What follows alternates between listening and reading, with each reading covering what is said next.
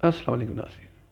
नाज़रीन, बहुत सारे बिज़नेस आइडियाज़ यूट्यूबर्स अपने चैनल्स में पेश करते हैं। मैंने भी 1-2 आइडियाज़ दिए और बहुत सारे लोग उन आइडिया से फ़ायदा उठा के कारोबार करते हैं और उनकी ज़िंदगी बेहतर भी हो जाती है अल्हम्दुलिल्लाह। लेकिन मेरे दिल में आज आया कि बिज़नेस नाकाम क्यों होते हैं? इस मौजू पे मैं आपसे बात करूँ कि जो बिज़नेस लोग शुरू करते हैं वो नाकाम क्यों हो जाते हैं बस? बल्कि बहुत सारे बिज़नेस ऐसे होते हैं जो नाकाम हो जाते हैं।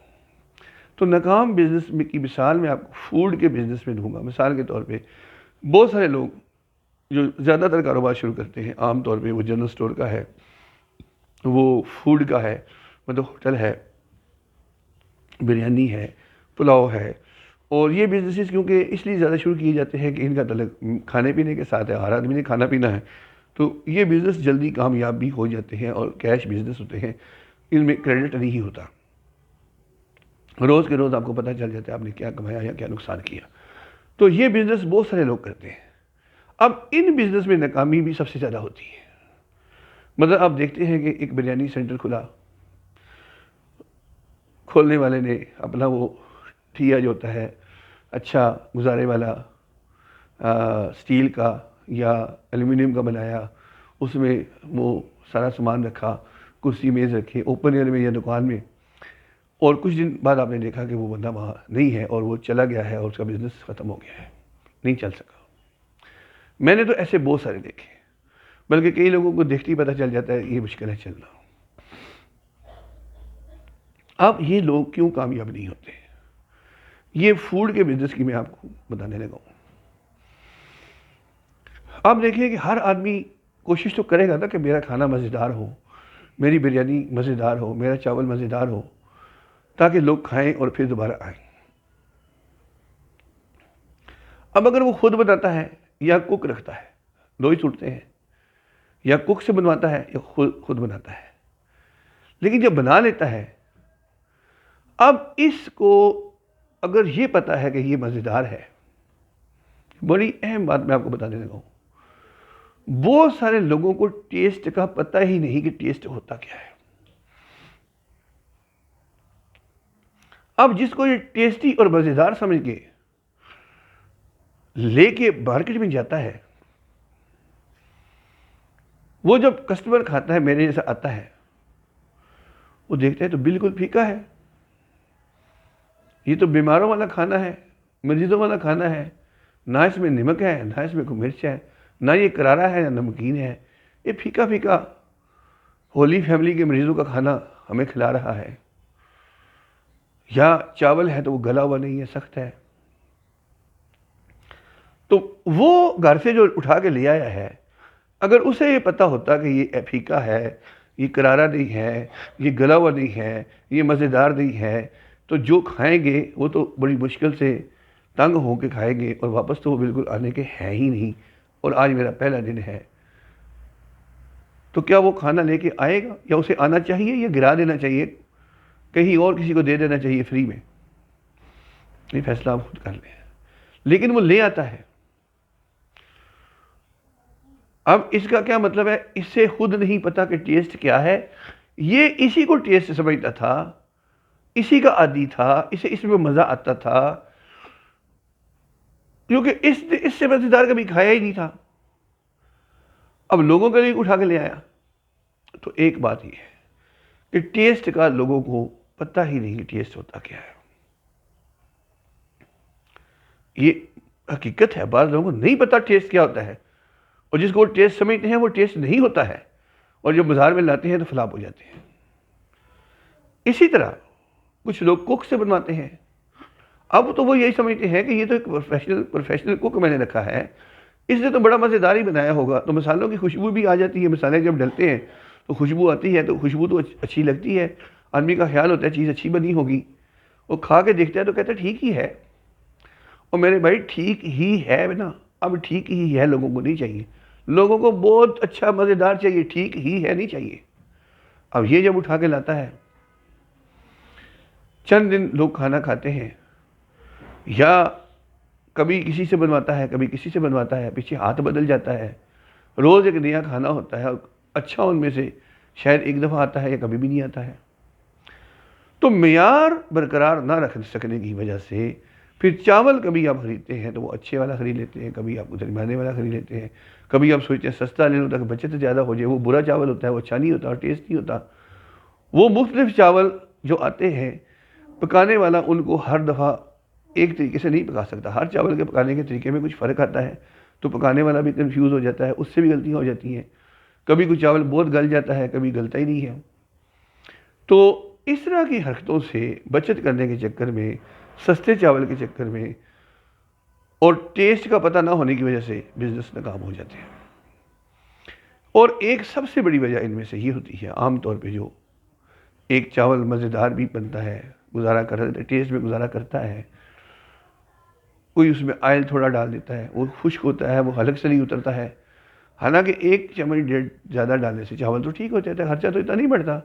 लेकिन अब ये वो आदमी है जो हर जगह से बचत करनी चाहता है, ऑयल भी थोड़ा सोच के डालता है और चावल भी गुजारे वाला लेता है, और अच्छा ले लेता है तो देता थोड़ा है। तो कबाब छोटा सा रखता है, पीस छोटा सा रखता है। अब ये क्या चक्कर कर रहा है कि 200 की बिरयानी की प्लेट है इस वक्त मार्केट में, आमतौर पे 200 रुपया, 150 रुपये किलो अच्छा चावल किलो मिल जाता है जी। और ये 1.25 किलो चावल के पैसे ले रहा है, और गाहक को जो चावल दे रहा है उससे उसका पेट नहीं भरता। बोटी, चावल और वो दाल की टिक्कियाँ जिन्हें वो शामी कबाब कहता है, इतनी इतनी, उनको मिला के और साथ में वो कुतरा हुआ सलाद बंद गोभी का 70-80 रुपये, 90 रुपये खर्च के ये 110 और 20 रुपये खुद कमाना चाहता है, और गाहक को 70, 80 और 90 रुपये वापस करता है। ये भी मैं बहुत ज़्यादा बता रहा हूँ। अगर ये गाहक को 120 रुपये वापस कर दे और 70 और 80 रुपये कमाने के ऊपर सब्र कर ले, तो आप यकीन करें कि गाहक को इतने अच्छे बड़े पीस, 8 मुर्गी वाला पीस, जिसकी 8 पीस वाली मुर्गी होती है, बड़ी बड़ी बोटी के पीस, ये बड़े बड़े 2 से 2.5 इंच का, 2.5 इंच का कबाब होना चाहिए, 2.5 इंच का।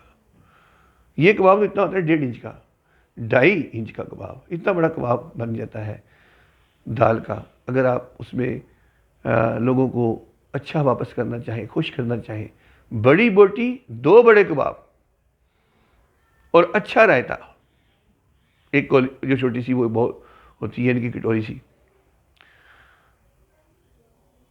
और अच्छी प्लेट भरी हुई, जिससे कि वो सैर होकर खाना खाए और उसका पेट भर जाए, तो ये 120 रुपये अगर कस्टमर को वापस कर दिए जाए, 80 रुपये कमा के, 70 रुपये कमा के, तो कस्टमर जो है, चावल का मेयार भी आपका, पकाई हर चीज़ अच्छी हो जाएगी और कस्टमर बार बार आएगा। यही मेयार सेवर फूड का था पिंडी में। शुरू में हमने इनके चावल खाए, वो चावल खाए हैं जब बोटी चावल के अंदर इनकी होती थी। अभी तो रोस्ट अलग होता है, तड़के वाले चावल होते हैं और रूखे रूखे चावल होते हैं।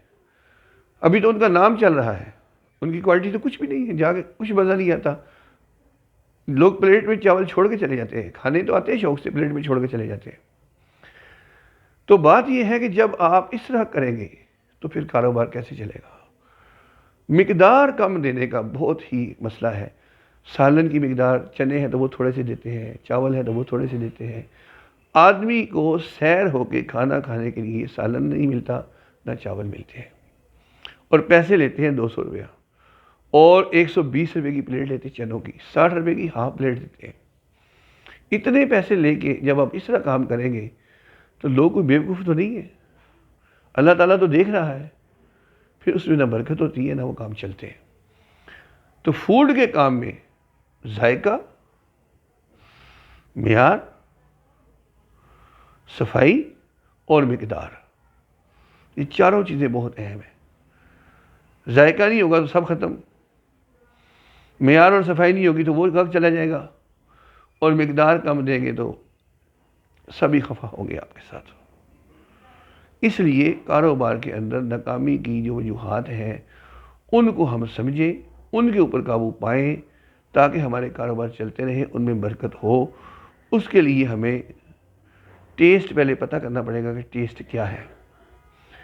एक खाना बनता है ना, 10 आदमी 20 आदमी जब उसको मज़ेदार कहें खा के तो वो मज़ा है, खाना और मांगे तो मज़ा है।